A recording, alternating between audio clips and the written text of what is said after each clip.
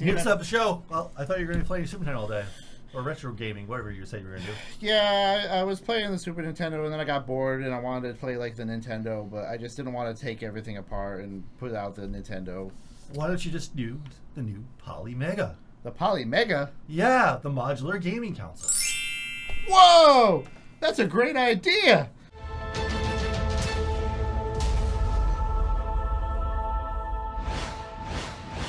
Welcome everybody to getTekt. We're here again. Although we had some technical difficulties for a second there. That's why we're a few minutes late.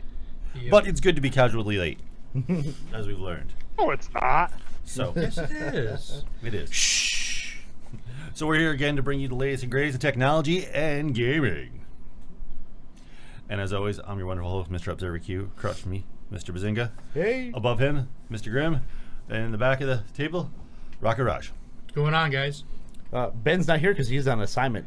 Yeah. For his own channel. His own channel. Yeah, he's in Ohio. Some kind of a Halloween convention retreat. Yeah.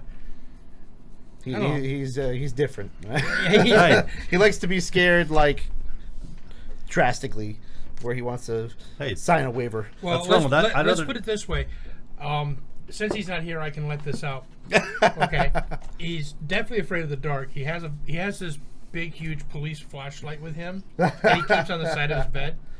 But yet, on Halloween, he dresses up like the freakiest things, and he loves scaring the piss out of everybody. Go figure. Hey, he's facing his own fears. Yeah, I don't know. By being his fear. I'm not really scared of dark, and I absolutely love Halloween. I wish it was all year round. But you confront him about that. I'm not afraid of the dark. I'm not afraid of the dark. Okay. Yeah. That explains the 10,000 flashlights you have in your bedroom and in your car. Oh. Hey, how's everybody's week? All right. It's good.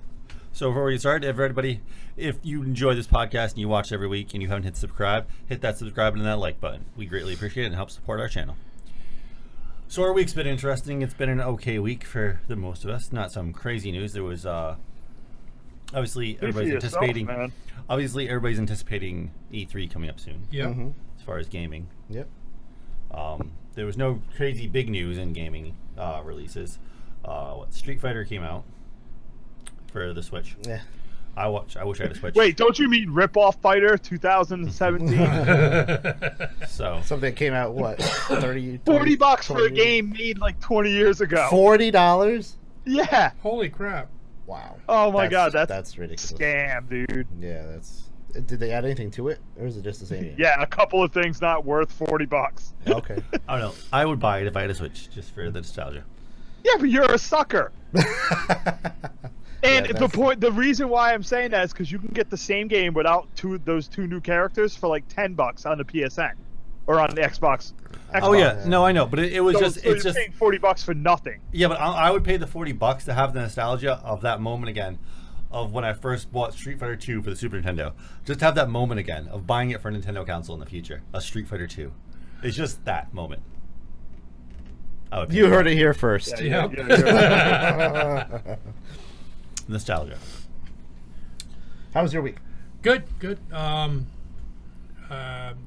really good. I hate the rain. I know everybody else is tired of it. Oh yeah, we're beyond tired of it. I've had enough. Totally had enough. Yeah, they're renaming Westerly Seattle. So well, I don't know if you've been seeing the news, but Southern Florida's like in the middle of a flood right now. So they're like underwater. Oh yeah. So, but yeah,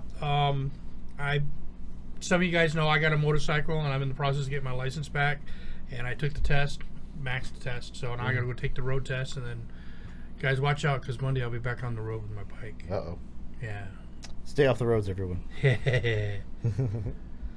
That's about it I got going on for me at the moment. Yeah. So for what I've been doing, I actually haven't been doing much gaming at all this week, besides Battlegrounds here and there, just when I need a break. I've been mostly just doing catching up on my studies on digital art. Mm-hmm. Yeah, I see some of those that you've been posting. They look pretty nice. Yeah. It's pretty cool. Yeah, I'm trying to get back into doing more digital art. I have to follow up on that and see about learning how to do that. I wouldn't mind doing some of that.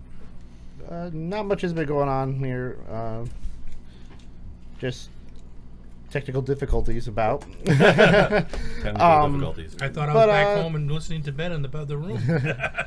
Yeah, right. I don't throw controllers; I throw keyboards. No, everything's been fine. I checked out The Accountant today. That was a pretty interesting show. That was interesting. The Accountant. Yeah, good movie. Very Yeah, different. that was a good movie. Yeah.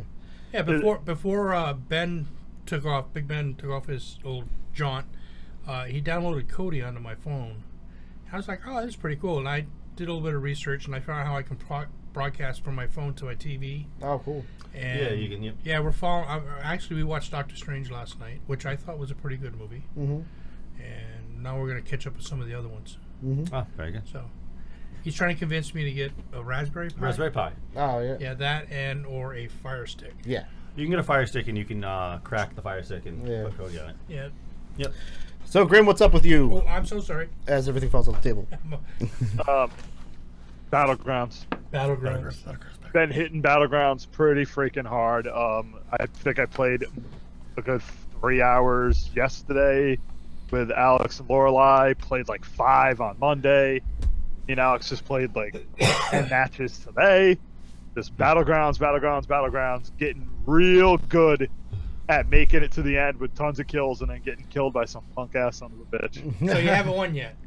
Oh, I've won 9, but the thing's reset. I haven't won since the reset. Mm-hmm. I had 9 solo wins, 3 duo wins, and then the 1 4-man win with you guys. But I haven't won since the reset. And the last one we played tonight, we were 4 people left when we died, and we knew right where both teams were, and it was just these guys must have been like ninjas because like I was just gonna say that. They didn't look. We knew right where they were. They had their back turns. Me and Alex walk up. We got behind them, crawling. They had no clue we were there. At least we thought. And we're like, on the count of 3, we're gonna jump up and shoot the guy on the left. Look, 1, 2, 3. We pop up, aim to the guy on the left. Immediately, dude on the right spins around. One shots me in the head. The other guy turns around and kills me. They knew we were coming, but we didn't know they knew they were coming because they didn't give it away. Yeah. And we were like, let's just creep up on them. We don't need to shoot at them because we didn't want to give away our position. Creep up on them, hit them in back, and then go for the last team. We were set to win that game. I wonder if Ninja was any of the games, because you were playing duos. He was playing duos with his friend like all day. Like, this guy was good. So I wonder if whoever these guys were good, but we were wrecking I wonder people. if Ninja was in any of your games. In that game, I had 7 kills and she had 4. In that game alone. We were running people over. Like, we're getting to the point where we're dropping at the military base every single game, and we're confident we'll make it through without getting killed. And I'd say, like, 3 out of 5 times we make it through the military base without getting killed and come out with a bunch of equipment. Like, we're getting extremely good, but, I mean, getting that last hump. When it gets down to the last 2 minutes of the match and it's one small circle, it's really luck because you're waiting for the opening to get a kill, and you hope that no one sees you take someone out or else you get hit in the back. And it becomes like a kind of a game of chance right there because everybody's got a loaded gun pointing at each other, but they don't know where each other is. And that's how it is every time. So everybody, we play Battlegrounds at least twice a week live. If you ever come across us, let us know in the comments. You'll know because this is exactly what will happen. Nate will hit a tree with the car, we'll all fall out of the car, Bazinga will spin around in a circle, Alex will get killed running up to the bag. I'll start screaming at them while firing my shotgun, and then I'll get killed. And then Nate will finally get out of the car, and he'll get killed. Okay. And I have seen you guys play a couple times, and the only one I've heard was you, Grim. Yeah, because I'm not kidding. I know I sound cocky, but if you listen to me, like for example, earlier the second game we played earlier today, I was like, Alex, we don't need to loot right now. We've got everything we need. Let's just get to this building and stay for cover. She's like, I'm going to go back for that helmet. As soon as she went back and started looting, she got killed. And I was screaming the whole time, don't go back. We don't need it because we were fully geared. And she wanted a new helmet, and her helmet was at it had taken 10% damage. And she was like, I can get a new helmet. That's at 0. Yeah. Oh. Now you're dead. It is what it is. All right, let's get into these topics. So, RetroBlox becomes, what do you call it, Polymega? So they changed the name over to Polymega. Yeah. But that's fine. Polymega is a cool name. RetroBlox. Polymega is actually a pretty cool name. It Yeah. sounds like an old retro system. So this got, what do you call it, obviously renamed because they're getting closer to the design concept is done, and they've done. The design concept is actually really cool. I do like the UI. Yeah. So, and they've showed like small bits of like they have prototypes and stuff they've shown off already. Now, what the RetroBlox was, now Polymega, is a retro system that has modulars. So if you want to play PlayStation, you just take out your NES modular, plug in your PlayStation modular, and boom, you can play PlayStation games on it. And it has a controller that looks a lot like a PS4 controller now, which is kind of cool. I love the PS4 controller, so I think that works. And obviously, it has ports to plug in any old-style retro controller based on whatever modular you plug in, which is Good choice. Good choice for the that's video. which is Good really choice. which is really cool. Showing off the intro to Xenogears is on this trailer. Oh yeah. Oh yeah. It's kind of neat. Yeah, so this is going to be an upcoming. This is, I think, I don't know. I can't wait for this thing to come out because I'm debating on really getting it and becoming like my main retro system. It looks like it's gonna be a lot though. All together, all the parts together, yeah, it'll cost a lot. But the initial system's only supposed to be like $150. Yeah, but with the initial system, what are you going to be doing? I think the initial system comes with just PlayStation. Yeah. Oh, okay. Now, can you store ROMs onto it, or does it only store the ROMs that you own? You can store ROM. You can Just- store ROMs, so just you like don't any- necessarily need The game. those adapters to play those games, unless you want to use the controller. No, you do. So to be able to play my Nintendo or Super Nintendo ROMs, I have to have. Yeah, the brick. you have to, because those modules have the hardware in them to play it. Okay, Because you got to remember, this is full hardware. This is not emulation. but it's playing the games of ROMs. Yeah, So- but okay. It can do that, which it can do, but it still needs, it runs it through the hardware. It's like how you run when you run what do you call it? The SD card to NES plug-in thing. You're running that through the hardware, but you're running a ROM. But you're running that on the actual hardware still. That's what this is like. I mean, that's how this is going to work. You're still running actual hardware, which is nice. Which means zero latency, should be.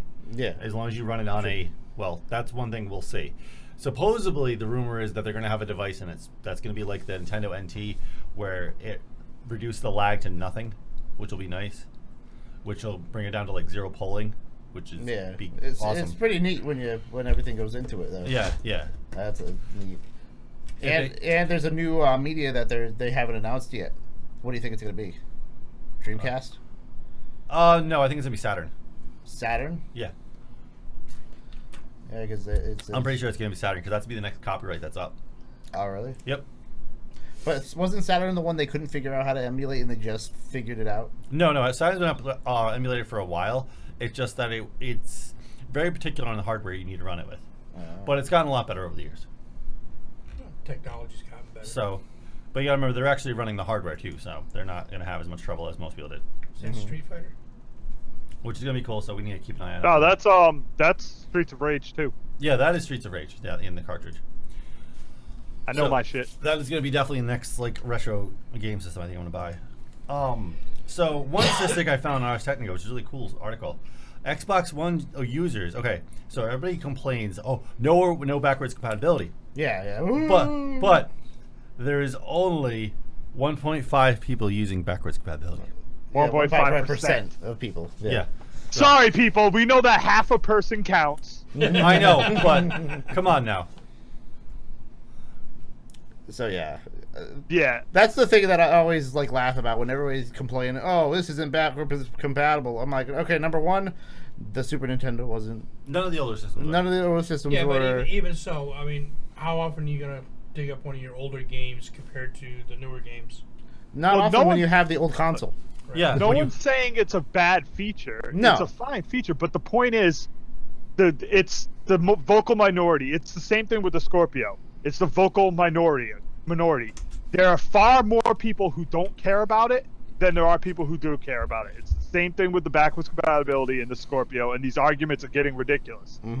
I like playing retro games, but that doesn't mean I'm delusional enough to believe that 80% of the people who own an Xbox went out and bought it because of backwards compatibility. Yeah, Although 80% of their fan base bought Blops too, Call of Duty. Well, yeah, but that's when all they of the- put that on backwards compatibility. But that says more about their fan base than it does the game. Yeah, I know. Their fan base is trapped in the past because they haven't gotten anything good in years. Yeah. It just had the people that flip out about, oh, no, backwards compatibility. It's like, okay, yeah, who cares? You still have the other system. Yeah, what do you... Yeah. I'm fine with it. I'm fine with having it, but I'm not going to complain if I don't get it. I'm just going to do it my own way. I think people don't understand, though, is if a system truly upgrades itself, there's no way there's going to be backwards compatibility because they've changed their architecture to bring you better games. Yeah. But people don't understand that. No, that's not true at all. That's completely. That's not true at all. That is true. No, it's not. Because the way the architectures work now with the unified, like the PC architecture, they can make like a new system that's 10 times better than the PlayStation and still run PlayStation 4's games on it. Because the architecture is like a PC now. Well, no, Back in the day, no, because the PlayStation 3 had that weird architecture. Well, no, But okay. Up till, for instance, backwards compatibility from like Xbox One to Xbox 360 or PS4 to PS3 is really hard. Yes, because of the wrong architecture, but not anymore. Well, no, it's okay. It's still hard. They just have to find the people to figure it out. Yeah, okay. But So what I'm saying is 10 years down the road, backwards compatibility would be easy because they're all using this architecture now. They're using the standard PC architecture. no, okay. So that means they don't have to worry about that. So I'll explain the PC architecture. Okay, so from when we went from PlayStation to PlayStation 2, we went to RISC architecture, out of RISC architecture.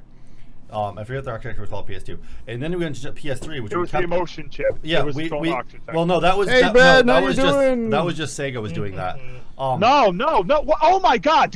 Hold on. I'm not gonna Hold stop. on. No, because you're getting your facts wrong. Stop. The emotion engine was a PS2 engine.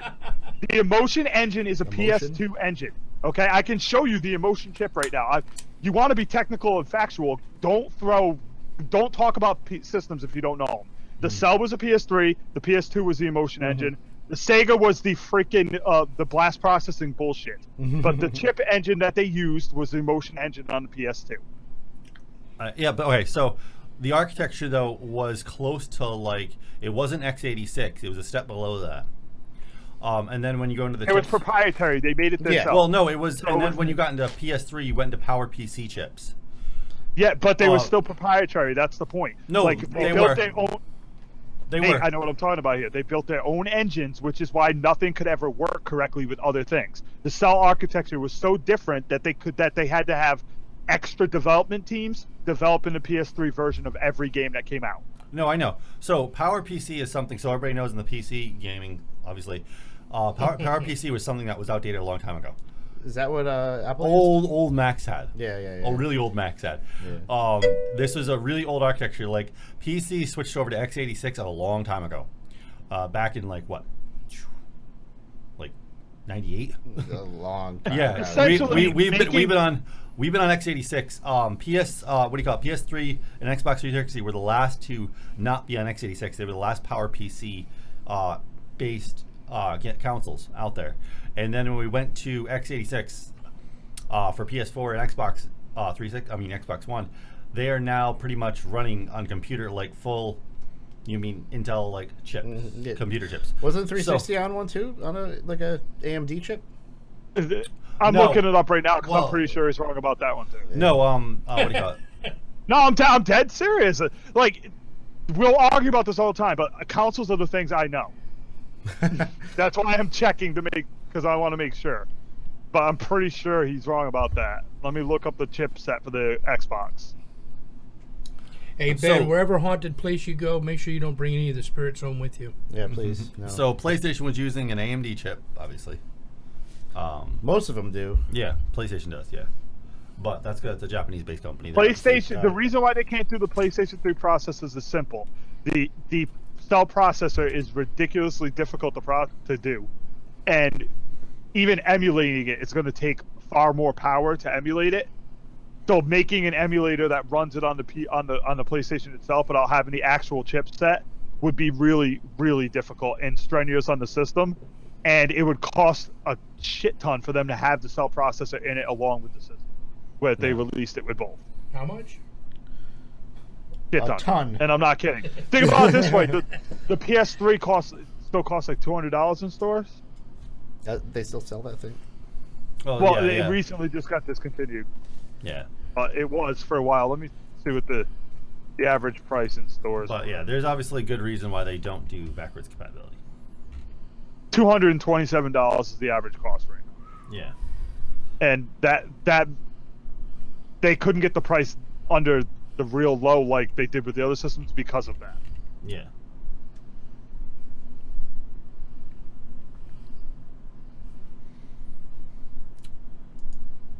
So, But yeah, the emotion engine is right there. So that down right now.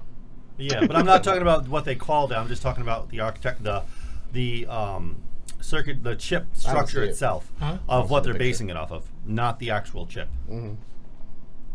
The what do you call it? Because every computer No, chip but is my based. point is, you said it was Sega. I'm saying it had nothing to do with Sega. Oh, I'm yeah, telling but I'm you were talking like that's Sega. I'm No, talking about the actual chip architecture structure that was where they took it from. was built completely in house, just like the cell chip. Holy Like crap. that's the problem with those two systems. They weren't actually based on anything. wow. They were built in house by Ken Kutaragi. He invented his own chipset, and they just had someone produce the chips for them. Yeah. Which is why they have so much trouble doing backwards compatibility with those. With the PS2, it was different because by the time the PS3 came out, they could put that chip in for a fraction of the cost, Yeah. and that's why it cost $600 when it came out. Like people think it cost $600 for other reasons. No, it was the Blu-ray, and because they had to put the emulator in for the PS2 because everything was backwards compatible at the time. And it played PlayStation 1 as well. Yeah.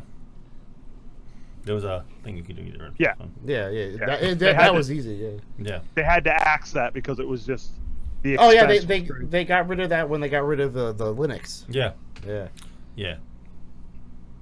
Well, because it actually ran better on Linux, but the security wasn't as good for what they were trying to do. So Yeah. And I guess the percentage of people that actually used Linux on it was very small. well, no, that's what they said until they saw the lawsuit. No, the Until they saw the lawsuit. again, the percentage was incredibly small. They just had the people that the lawsuit was still people, but it was small. It was like 1% of the population, but it was still 1% that sued them. Oh, wow. It's not like 50% of the people who bought a PlayStation were using Linux on there. Well, yeah, no. No, it wasn't even close to 10%. It wasn't even close to 5%.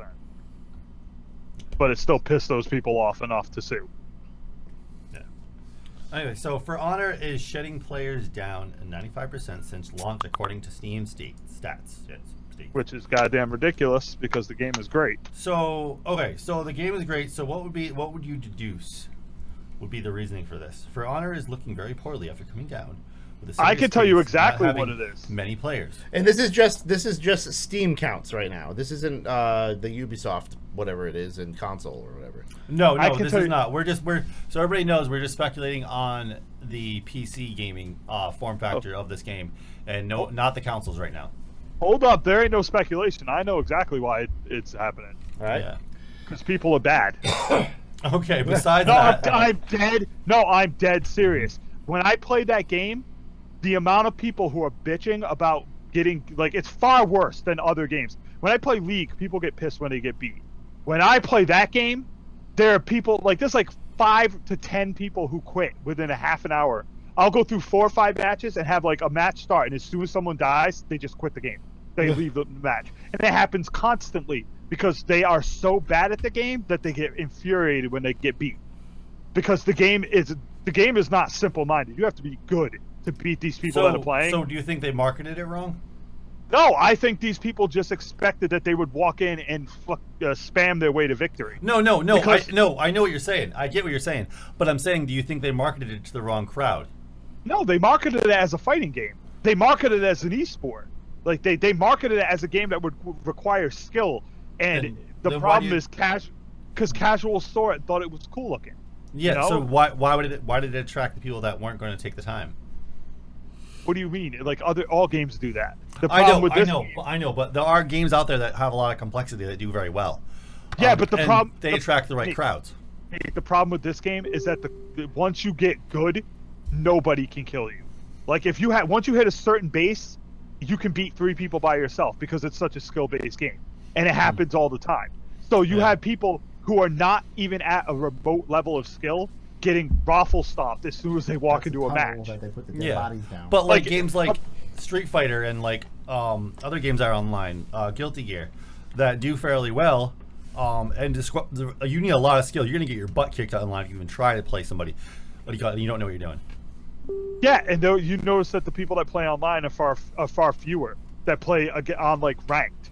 Well, yeah. But in this game, there are the ranked servers are kind of filled with the same people because you get more coins and points for doing ranked stuff or doing stuff that you get like conquest and shit like that. So more people are playing those modes, and then they're getting stomped by people who know what to do. Yeah. Like the rage I see in that game, I've never seen in my life, and I play League of Legends. Yeah. Okay, League of Legends is a rage-inducing game, and I see people bitching nonstop because the game is all skill.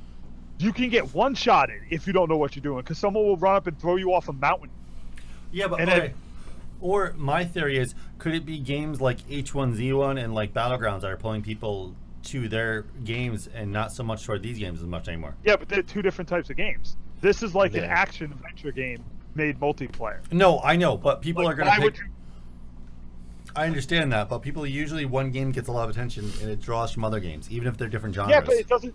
Yeah, it doesn't draw. No, that's not true. Because if someone who really likes medieval combat, why the hell are they going to go play Battlegrounds? I love Battlegrounds because their friend goes, "Hey, you really need to play this with me. I bought you a copy. Come on, let's play." That doesn't mean anything because he could still want to play his medieval combat game. I don't know. And you don't have to just play Battlegrounds. You can play a little bit of this, a little bit of that. No, I know, but I personally think that well, as I watch the trends on Twitch and stuff, I personally think games like H1Z1, obviously the Darwin Project, which is in development, is coming out soon.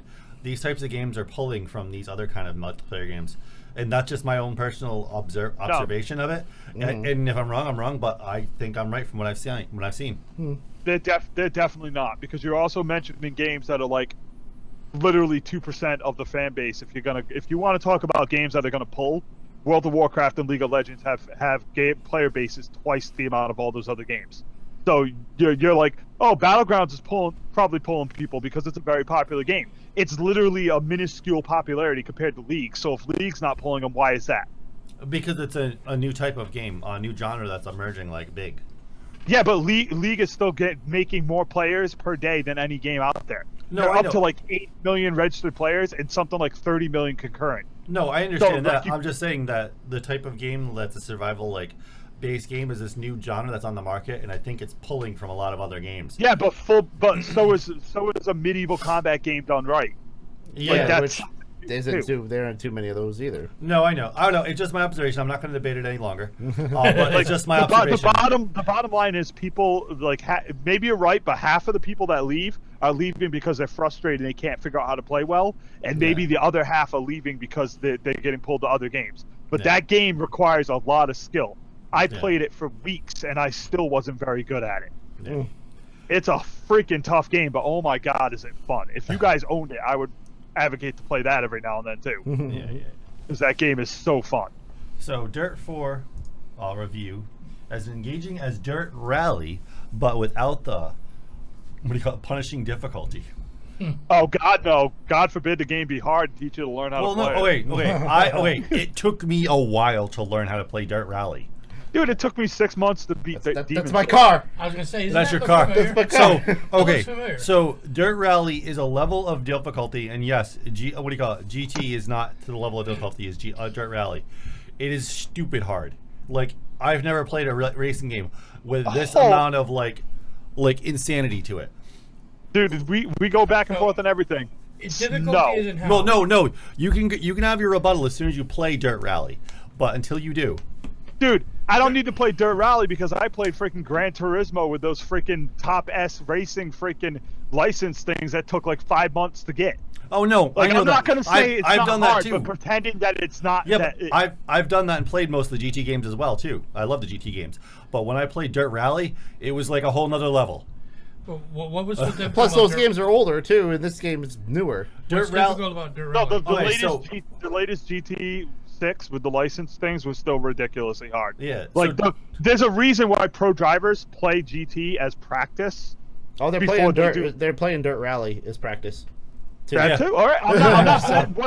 I'm not trying to say Dirt Rally's bad. I'm saying you can't just quantify that it's way harder. I'm gonna guess they're both extremely hard. Oh well, yeah, no, yeah, but yeah. I've played both. That's why I'm saying. Perfectly good at. That's why I'm saying Like they- I played both of them, and I own Dirt Rally.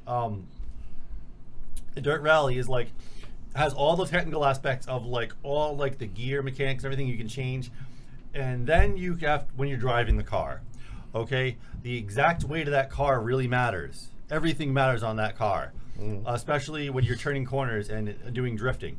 Like every little aspect, every little bump in the road, because they really detailed every map. Oh, really? So, Yeah. like a certain So amount. it's more realism than Oh yeah, being in an actual. Well, I played a lot of the racing car games back in my day. Yeah. And Ben can tell you, excuse me, when we were in Florida last year, we went to one of the Harley. They had a Harley rally, and one of the places had a simulator, and it was the race. It was a race. I can't remember the racing car game, but they had.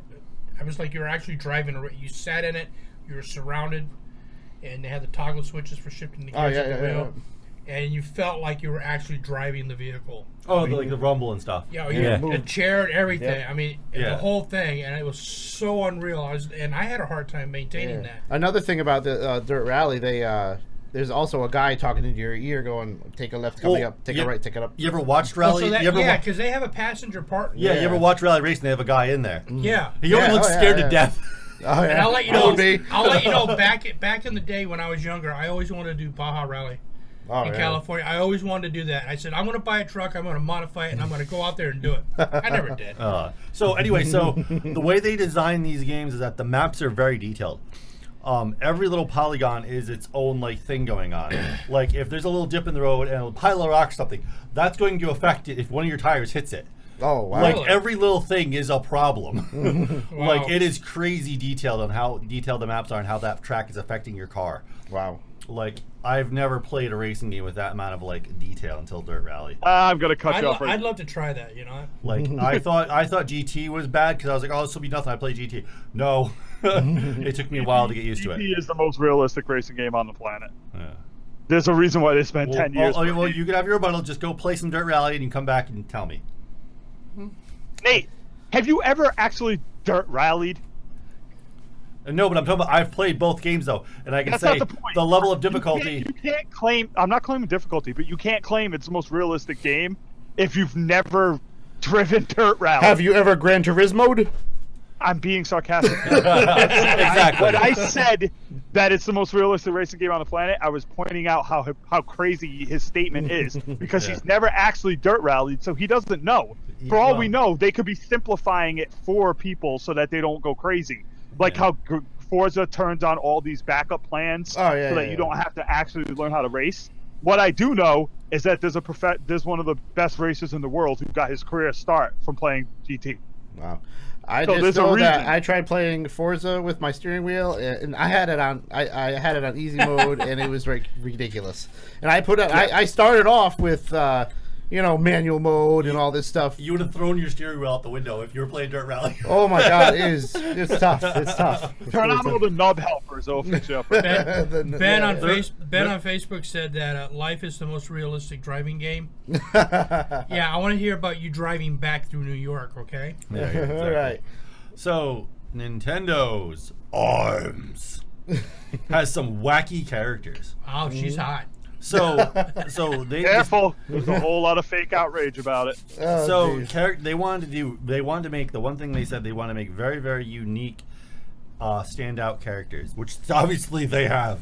But I think Nintendo, this is like, okay, if you look at the artwork, you can tell there's like one main director over at on Nintendo directing a lot of the artwork, because we see this a lot of artwork lately on like later on the Wii U and the Switch, especially with like Splatoon and some other games directly made by Nintendo.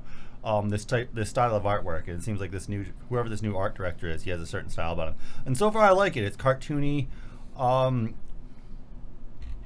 but not too like it is cartoony, but it's not like over like kid cartoony. Yeah. Which is pretty cool. The green guy. What the heck is that? The Helix, I guess.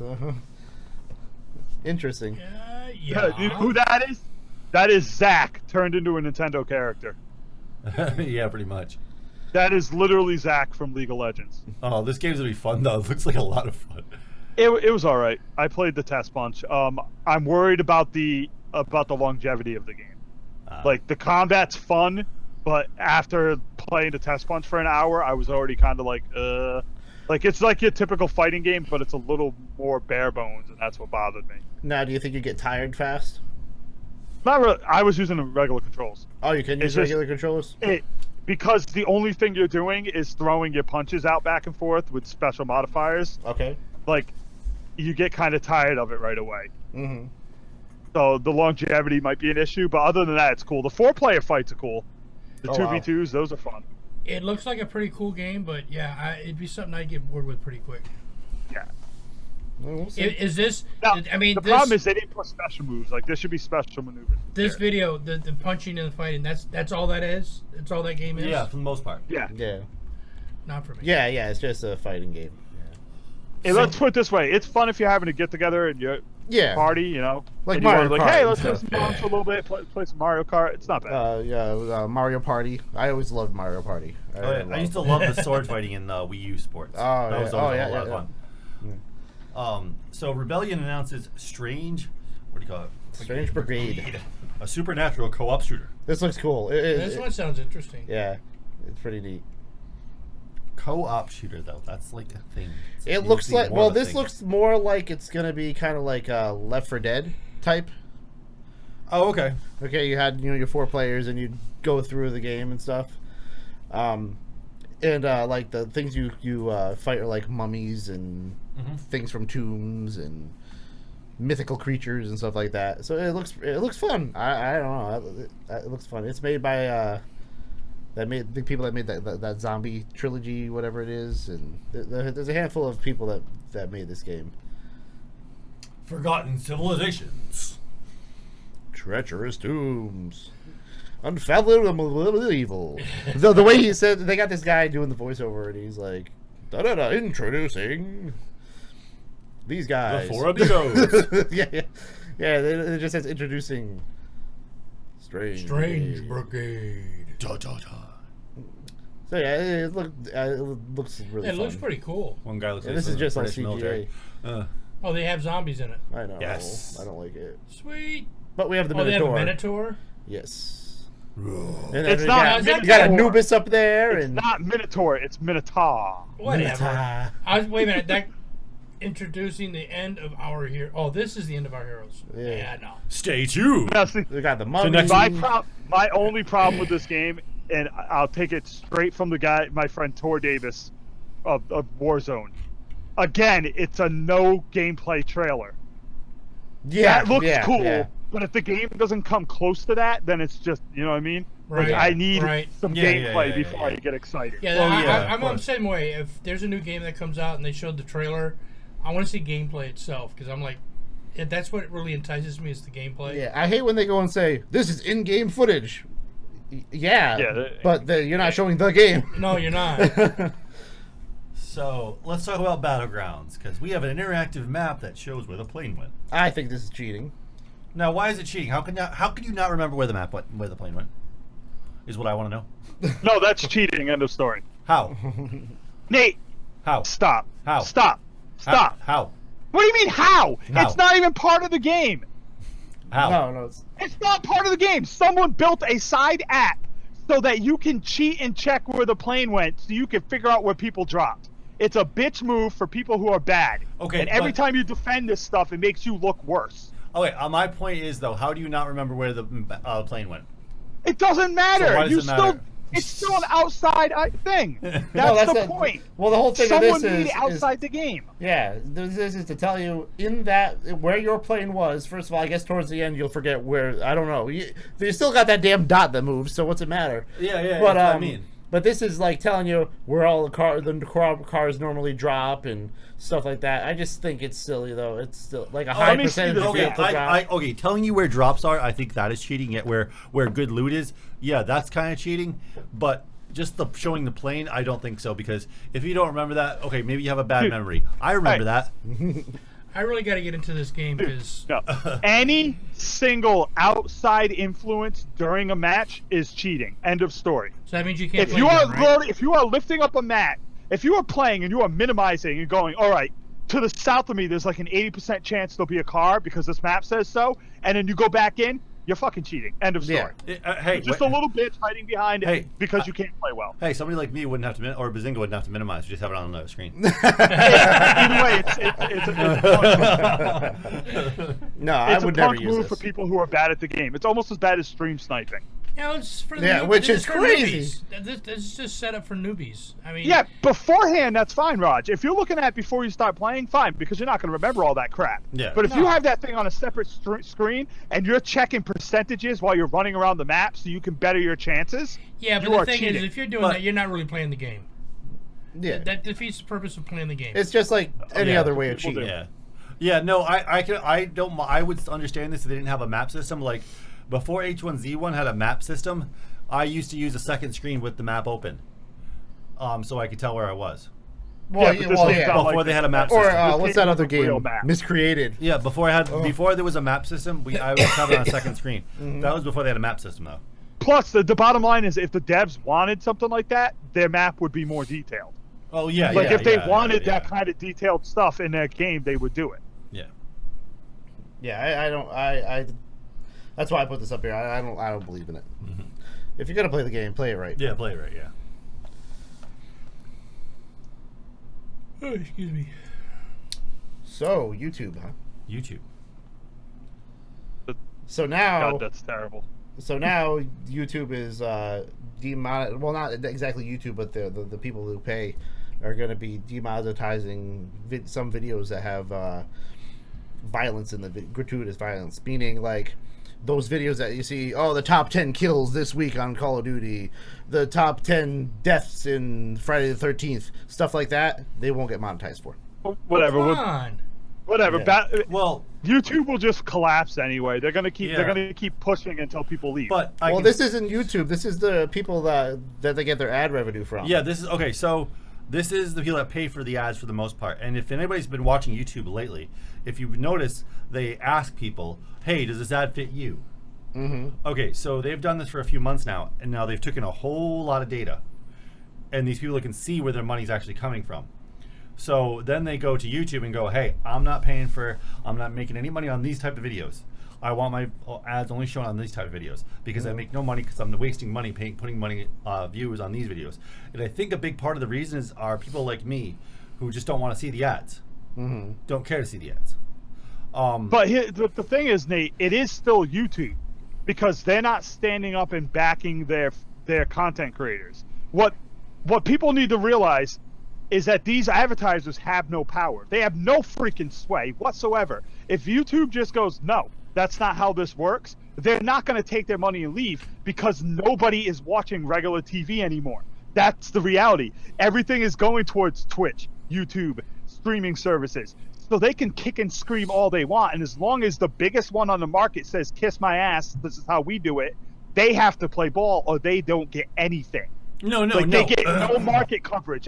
Do you watch commercials on TV? Do you even watch TV? Yeah. It's a dying platform, and they're letting these dinosaurs come into this new platform and destroy the new platform for their own game. I know, but the harsh reality is the money that YouTubers are paid from are from these are from these people paying to have their The ads. ad revenue's not going anywhere. That's what I'm saying, though. It's not going to leave if YouTube says you either do what we say or go somewhere else. The advertisers are going to go, well, we don't have a choice because there is no somewhere else. No, But I know. In the money and allowing them to do it because in the end, YouTube has been bought up and is now a greedy corporation when before it was for the people. So Yeah, now we yeah. got to move on to the next one. Hopefully, whatever the next one pops up, everybody's going to shift towards that one until that one gets corrupted by all this money and greed. Yeah, I know. I'm just saying though, as far as money, I'm just taking a look at it as from a step back from money. I think both the people need to step back and renegotiate this whole thing. because obviously they did their own analytics and said, well, we're not paying for ads we're not getting money from. So you mean they're right in their own. You mean if I was a person that was paying for advertising on YouTube and I saw I wasn't getting a revenue from it, I wouldn't want to be spending that money on there. Don't defend those people, all right? But just step back and just honestly answer that question. No, because people wouldn't be using ad blocker if it wasn't so goddamn intrusive. That's the problem. When it got at its high point, it was like every 2 minutes I was getting a goddamn ad. I would load a freaking 30-second clip from something. No, you're right. You're completely right. But that's the problem. Like, when you defend them, you're defending their greed, dude, because they had an in where they could make a ton of money, and then they kept pushing it and pushing it and pushing it until it got to the point where now I'm like, F you, I'm not giving you anything. If you had left it where it was, I would be watching your ads and not complaining.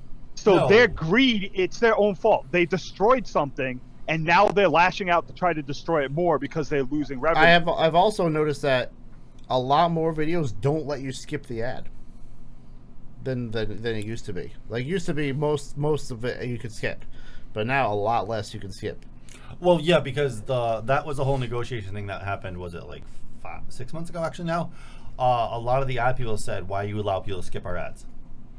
Because they don't want to sit there and watch that. Yeah, because when your ad, dude, what happened? Remember when those ads started becoming either like they became like 2-3 minutes long? Oh yeah. No, I know. But that's why I'll watch your ad if you got a 10-second, 15-second ad. But if you give me a 3-minute ad, I'm gonna go onto my Google and I'm gonna type in Saturday Night Live episode 42, and I'm just gonna watch it for free on a different website. You want to make me watch a 2-minute ad? No, you're right. No, you're completely right. But I'm saying though, as far as you have to look at advertising as a industry throughout like the last 100 years. So advertising industry, like for instance, billboards. We see billboards all the time. Billboards, there's no avoiding it. You drive by it every day, and your eyes are to catch it.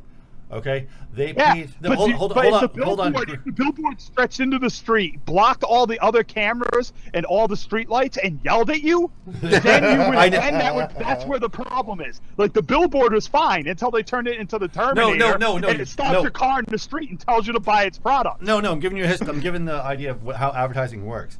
So you pay for a billboard. You pay $10,000. You have a billboard put up. That $10,000, your ad's going to be on that billboard for the next year. Mm-hmm. Okay, so if someone comes along and puts up something over your ad or something like that, you're gonna be pissed. Mm-hmm. You know what I mean? Or if someone blocks that street off, so you have to go around your ad, nobody's going down that street anymore, you're gonna get mad. Yeah. Because you just paid $10,000 for the year for that ad to run. So you're gonna go, wow, I just wasted $10,000. You're gonna be pretty mad. Yeah. And granted, I understand that advertising has gone overboard, but they've been going overboard for years.